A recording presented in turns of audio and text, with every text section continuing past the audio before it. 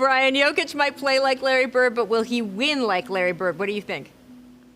I was stunned to hear this quote. I thought it was a joke. I thought he wasn't being serious because Gregg Popovich. You thought it was about the tomato. Don't lie. That's what you thought.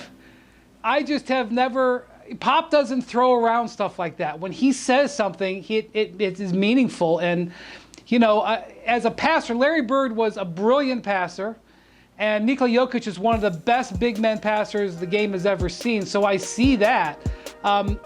It's an incredible compliment. My God, I don't totally see it. You know, he later compared him to Moses Malone as well. Maybe that's closer because they're both centers. The one thing I'll say about this, when Larry Bird had to get a basket, he got it. And the future of the Denver Nuggets in many ways is tied to whether Nikola Jokic can get a basket when the Nuggets need it. And if he can do that, then he may be a Hall of Fame player. But I'm still a little bit at loss for words about that comparison.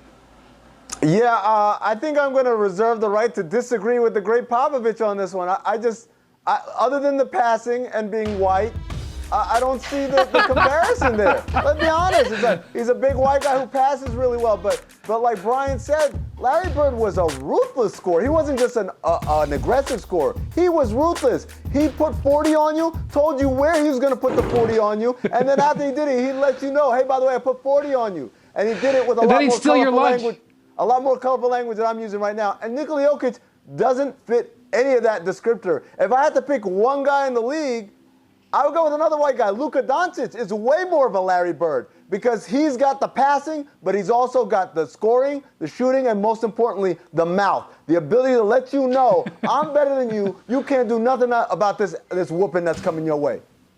All right, so maybe he was talking about the tomato. It's entirely possible listening to you two guys. I don't know. I do want to stick with the Nuggets. Michael Porter Jr. scored 30 in that game against the Spurs. That came just 2 days after he posted his career high of 37 against the Thunder. So, Amin, how does this change the Nuggets offense moving forward? Well, I mean, it definitely escalates it if this is something that he can do consistently. And that's why, Rachel, I want to say pump the brakes. I think Michael Porter Jr. has a world of talent. I think in a year or two, he might be their best or the second best player on that Nuggets team, and they'll be competing for championships. But right now, this is a guy in his rookie year who's had 2 great games. And I shudder that people are going to expect this of him because once he gets to the playoffs, which will be his first time doing it, it's a different ball game. And while I expect him to continue to have these types of performances here or there, I don't think we're quite yet at the point where we can expect it of him on a nightly basis. Well, you know, Mike Malone, his coach yesterday, got all angry because he was like, I couldn't believe he was not in the Rising Stars game, which is a heck of a callback like 6 months later. But here's my question to Mike Malone. When you get your players back, because he's been missing 3 starters, are you going to leave Michael Porter Jr. in the starting lineup? Because he's played his way into an interesting situation here. He's been a spot starter and been huge for them because they've been depleted.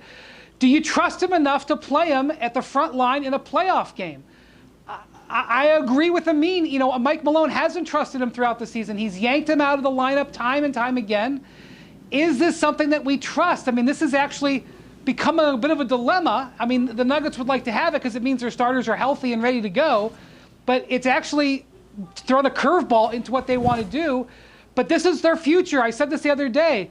They want Nikola Jokic and having the floor stretched by Porter to be the future of this front court. And we're seeing it happen right here in Orlando.